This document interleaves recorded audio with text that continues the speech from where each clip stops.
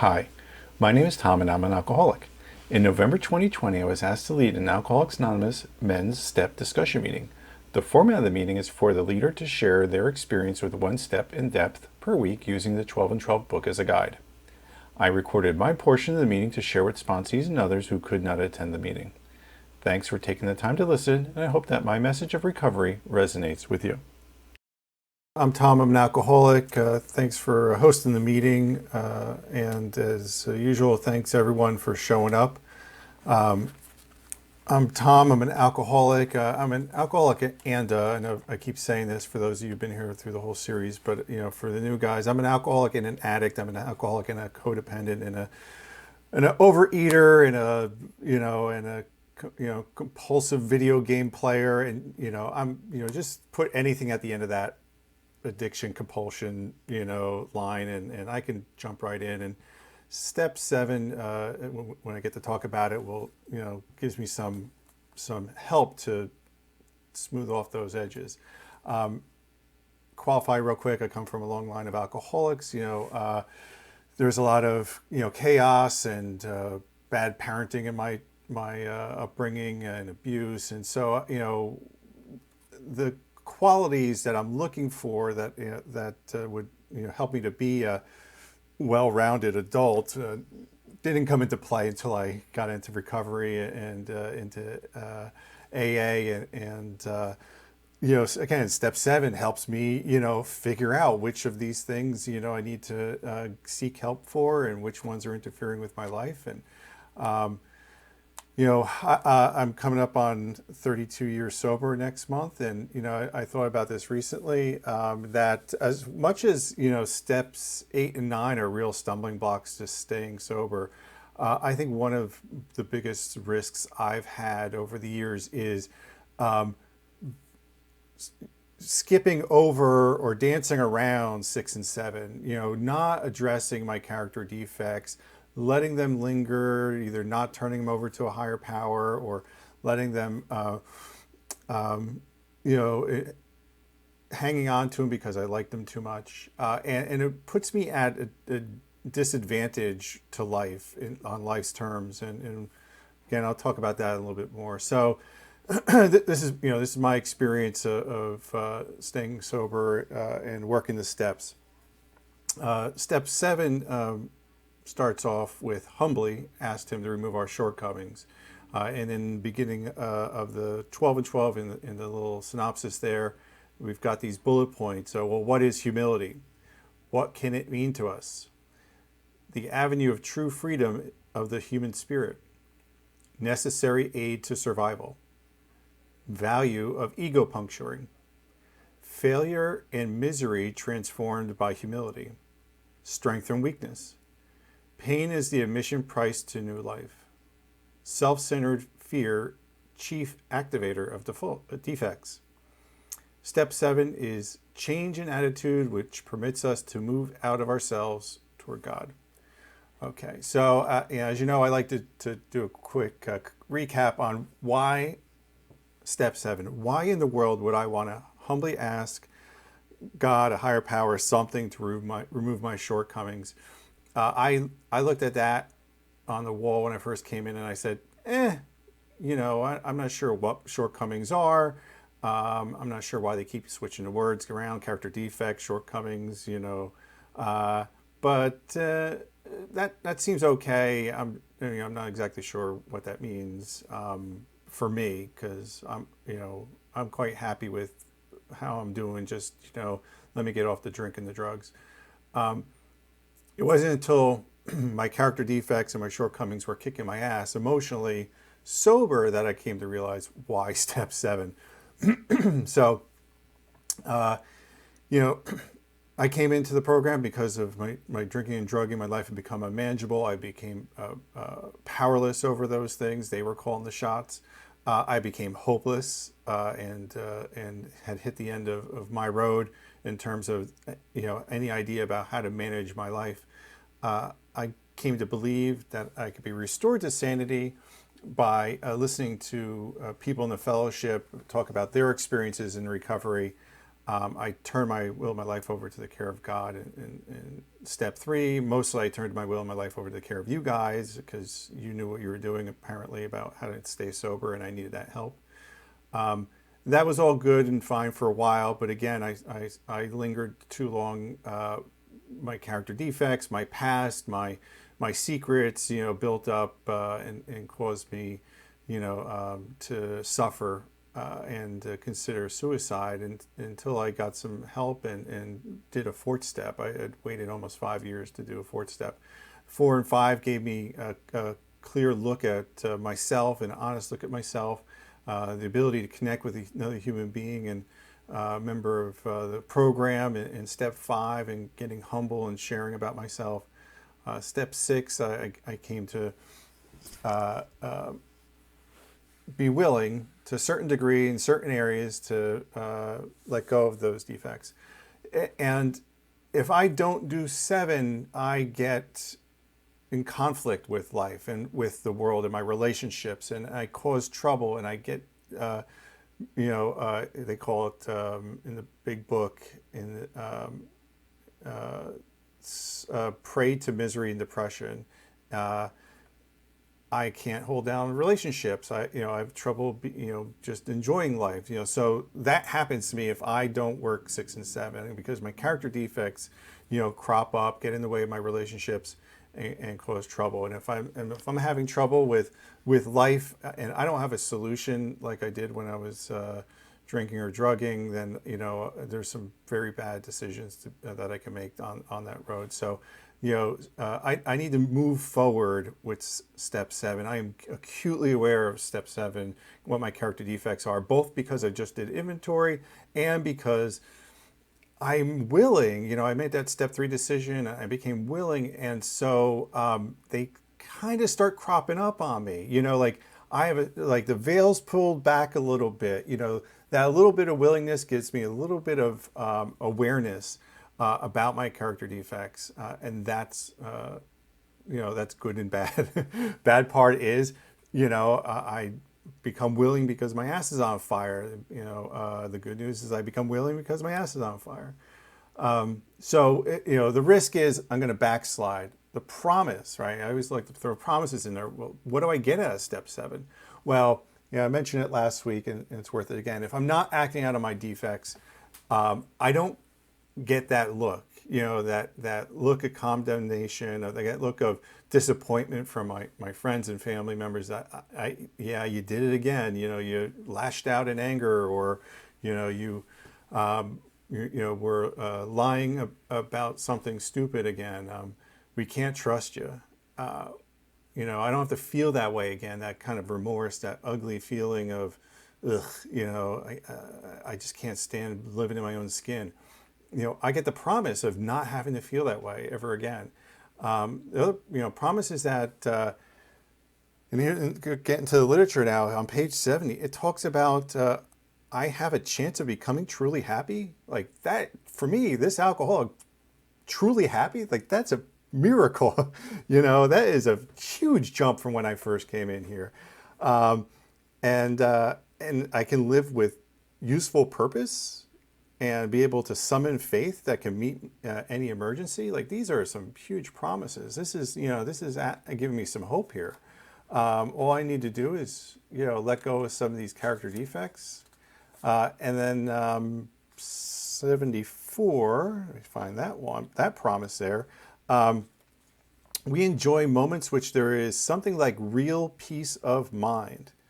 To those who have hitherto known only excitement, depression, or anxiety, in other words, all of us, this newfound peace is a priceless gift. I mean, those are some really sweet promises. Again, for a suffering alcoholic like myself, but unfortunately, I didn't see it that way at first, and I had to, figure out what, how I was going to approach step 7 and to what degree, and again, I talked about this a little bit in 6. It's how much I want to do this work and how motivated I am and what do I get out of it and to what degree am I going to let go of these things. And the other thing I thought about the other night was, 6 and 7 is almost like running through a little mini, step 1, 2, 3. Like first I have to realize I'm powerless over these character defects. Like, like I can't manage my anger, right? I just some humility, some clarity that, wow, I'm really bad at this, uh, you know, and then believing that, well, God, this program, the process, whatever help I've gotten, have helped me get sober. Well, maybe they can also restore me to sanity in this way as well, right? Coming to believe about my character defects, they can be restored. And then third step, turning them over to my higher power, whether that's saying the prayer or doing some activity that along with my higher power, connecting into a power greater than myself, can bring me to some relief. So inside 6 and 7 is like a little 1, 2, 3 that I could work on my character defects. And once again, looking at the literature, Bill talks about our instincts out of balance. They are our demands are more than the fair share of our normal man. And again, I'm just going to pull some quotes out of here just because he does such a good job of it. He talks about demanding more than our fair share of security, prestige, and romance. That's on page 72 somewhere. I can't find it at the moment, but yeah. I just like that mix there. Security, prestige, and romance. I don't want just my fair share, just stuff to make me happy. I've got to get my share, your share, and I got to make sure that the other guy doesn't get any share because I've got a resentment for him that I never worked out. That's what makes me irritable and discontent. On page 76, he talks about we have been making unreasonable demands upon ourselves, upon others, and upon God. So, I've got this delusion. I like to use that word. I've got this whole formula about how life is supposed to work. Who's in the pecking order. What I need to get mine.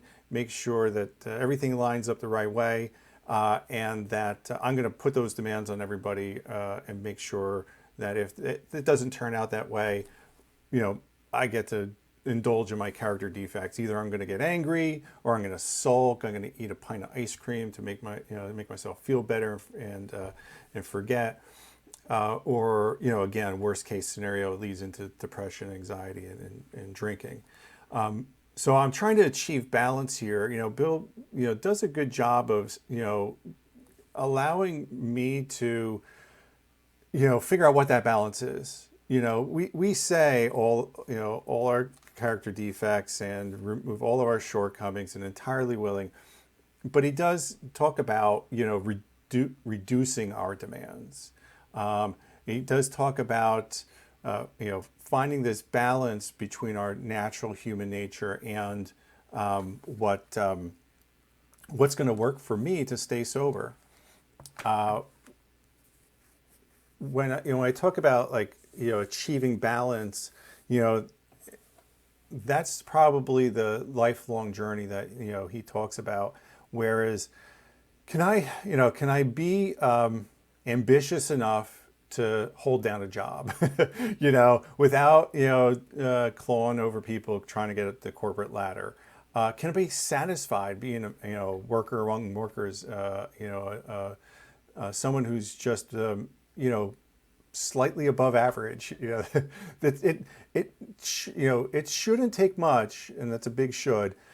If I'm connected to a higher power and on the spiritual beam, to be satisfied. The problem is that I had all this underlying stuff that made me so fearful about life that everything was going to crumble underneath me at any given moment. That selfish fear drives me to grasp for more. I've shared here, I believe that my childhood was chaotic. My dad was violent towards my mom and my older brother physically.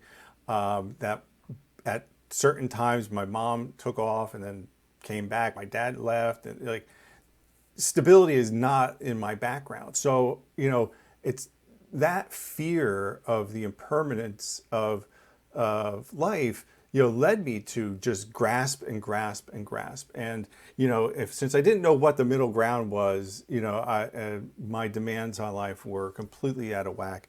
So, Bill's saying, like, it's okay. Like, it's okay to have demands. It's okay to look for some comfort. It's okay to, have some drive. But in order for me as an alcoholic to find that balance, I need to do some things as well. So, you know, one of them is that where was it, page 71, right? So he talks about character building, that spiritual values had to come first. And then once the spiritual values got in place for me, then the satisfactions I got were more satisfying because, I was building my life on a more of a plane of, am I connected with a higher power? Am I trying to do something for my fellow man? Am I not afraid of the ground crumbling out from underneath me anymore? If so, then I could put those spiritual values first and get a more satisfying result once life came in and filled in what happened next. He talks about the ends before the means in this chapter. So there's lots of good stuff in here about how through a spiritual way of life, I can achieve that balance, and I could act out on stuff occasionally, whether it's, gluttony or sloth, I want to lay on the couch all day, but then return to some, amount of, I'll quote, air quote, normalcy and balance in my life, without beating myself so much up about it, realizing that, that I'm not, that I'm not a saint here, that I'm going to act out on character defects and, in the rest of the steps, give me the mechanisms to, make amends when those things happen, when those flare-ups happen. But if those flare-ups never happened, I wouldn't know I needed to work on step 7 and put it into practice. So how does that happen for me? Well, first is I have the prayer from the big book, right? And it's, I think it's the only thing in step 7 in the big book. And it works for me. And when I've got it in the mix, it's a good morning prayer. I'm now willing that you should have all of me, good and bad. I pray that you now remove from me every single defect of character which stands in the way of my usefulness to you and my fellows. Grant me strength. So, what's interesting about the language about that prayer is that it's asking to have the character defects removed, which are standing in the way of my usefulness. And again, that goes back to achieving balance and looking towards spiritual values. I'm looking to be useful in the world versus what's the world going to give me and having to, rip that from the unwilling world in order to get what I want. The other thing which, said I was going to come back to this or mention at the beginning is the humility. I can't know what character defects need to be removed or what character defects I need to be aware of and perhaps seek outside help for unless I've got some humility, some realization that about who I am. I got some of that in 4 and 5. And I go back to in the 12 and 12 step 5 because it has a great definition. Humility is the clear recognition of what and who we are, and then followed by a sincere attempt to become what we could be. So I know that I'm not God, that I should stop playing God, that I should stop putting God-like demands on people. If I could just, wave that wand or staff or whatever device he's got up there, I guess for me it would be, a keyboard and a mouse if I could click around and get people to do what I wanted them to do, and get them to and get the world to behave. Then I don't have to worry about that anymore, right? Let go of that. because then I could start to achieve that balance that I'm looking for.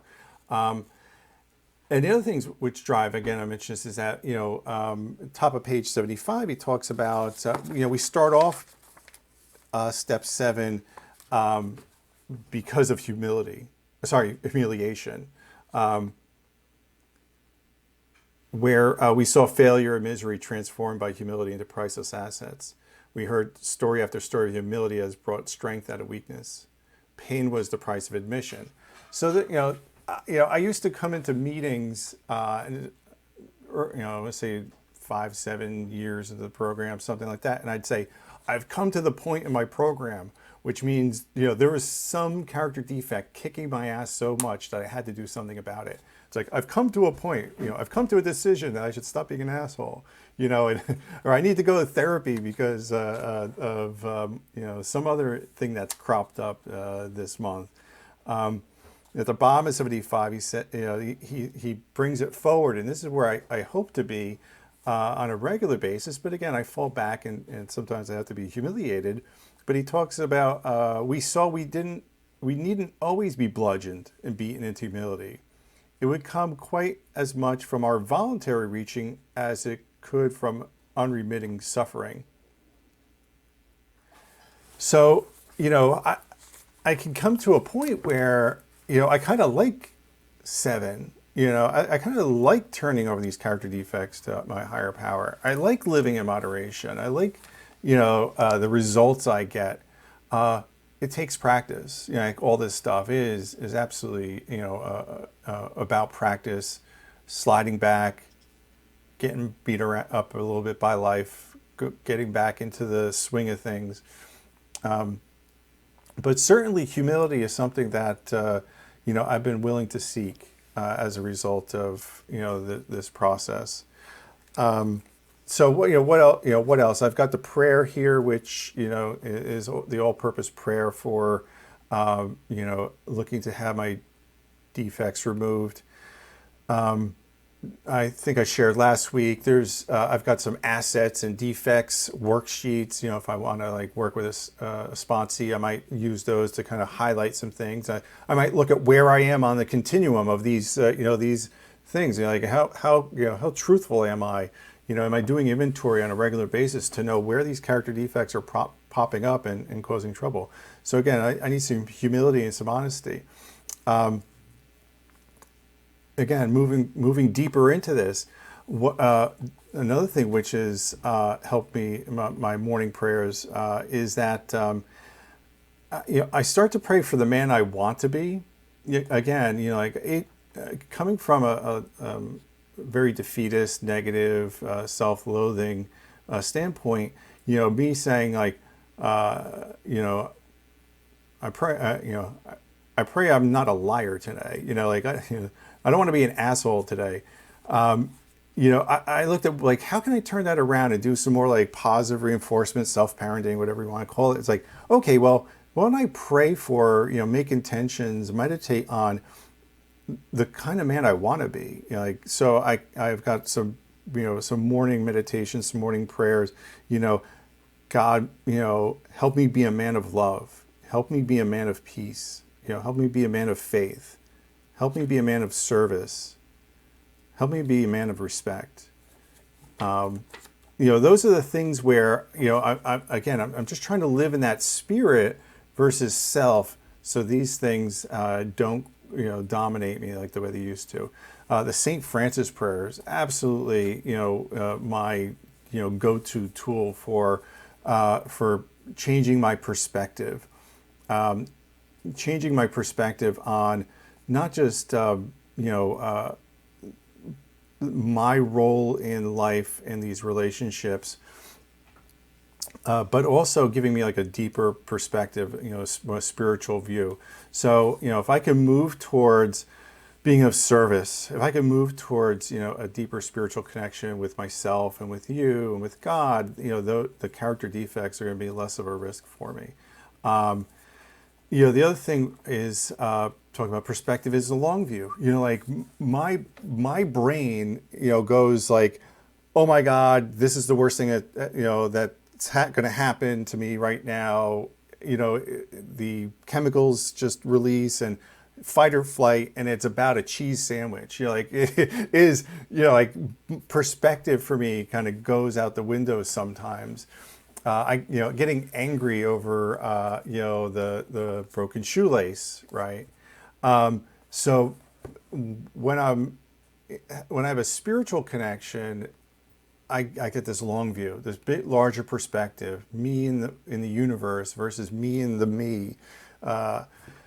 And The other tool that has really helped me is meditation, and in particular mindful meditation, slowing down, focusing on the breath.